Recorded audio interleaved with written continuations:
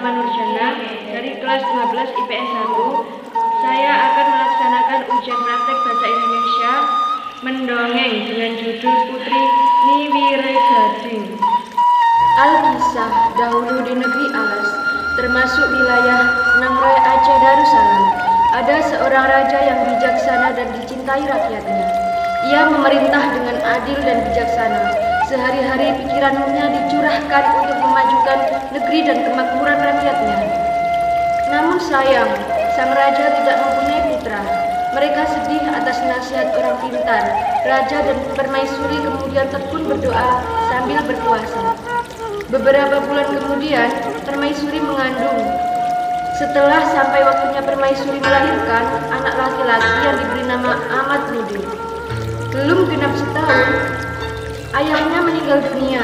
Karena Ahmad Mude masih bayi, maka adik sang raja atau paman Ahmad Mude diangkat menjadi raja sementara. Pakcik itu bernama Raja Muda. Setelah diangkat menjadi raja, ia malah bertindak kejam kepada Ahmad Mude dan ibunya. Mereka diasingkan ke hutan yang terpencil.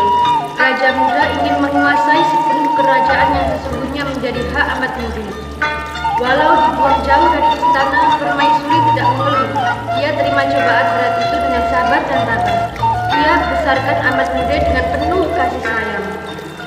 Tahun demi tahun berlalu, tak terasa Ahmad Mude tumbuh menjadi anak yang cerdas dan tampan. Ahmad Mude suka memancing ikan di sungai.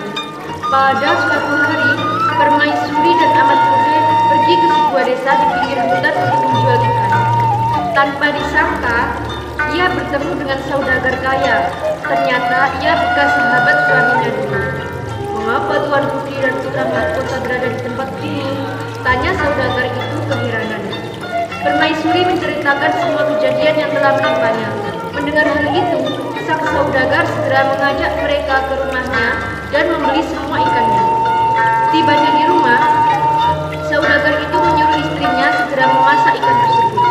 Ketika sedang memotong perut ikan, sang istri merasa heran karena dari perut ikan itu keluar ikan yang berupa emas murni.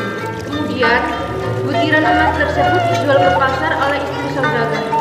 Uangnya ia gunakan untuk membangun rumah permaisuri dan putranya. Sejak saat itu, permaisuri dan Ahmad Mude telah berubah menjadi orang kaya berkat telur-telur emas dari ikan. Cerita tentang kekayaan permaisuri dan putranya sampai ke telinga Raja Muda. Pada suatu hari, Raja Muda memanggil Ahmad Mude ke istana. Ia memerintahkan Ahmad Mude memetik kelapa gading untuk mengobati penyakit istri Raja Muda. Di sebuah pulau yang terletak di tengah laut, konon lautan di sekitar pulau itu dihuni oleh binatang-binatang buas. Siapapun yang melewati lautan itu pasti celaka. Raja Muda mengancam Ahmad Mude jika tidak berhasil ia akan dihukum mati. Tapi Ahmad Mude tak peduli dengan ancaman itu. Niatnya tulus hendak menolong istri Raja Muda. Ia pun segera berangkat meninggalkan istana. Tibanya di laut, ia duduk termenung. Tiba-tiba muncul di hadapannya seekor ikan besar bernama Silegeng-Rayu. Disampingi oleh Raja Buaya dan seekor naga yang besar. Singkat cerita, Ahmad Mude telah menemukan pohon kelapa gading dengan bantuan Silegeng-Raya, Raja Buaya, dan seekor naga. Selanjutnya Ahmad Mude memanjat pohon. Ketika sedang memetik buah kelapa gading, tiba-tiba terdengar suara seorang perempuan.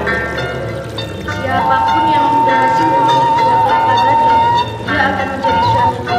"Siapakah engkau?" tanya Ahmad Mude. "Aku Putri Niwiregading," jawabnya, suara dari pohon kelapa.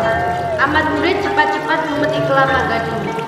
Setelah turun dari atas pohon kelapa, alangkah takjubnya Ahmad Mude melihat kecantikan Putri Niwiregading. Akhirnya, Ahmad Mude pun mengajak sang putri pulang ke rumahnya untuk dipersunting.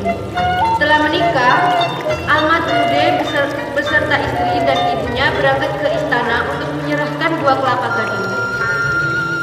Kedatangan Ahmad Mude membuat Raja Muda terheran-heran. Orang yang berhasil melewati rintangan di Pulau Angker pastilah orang yang sakti.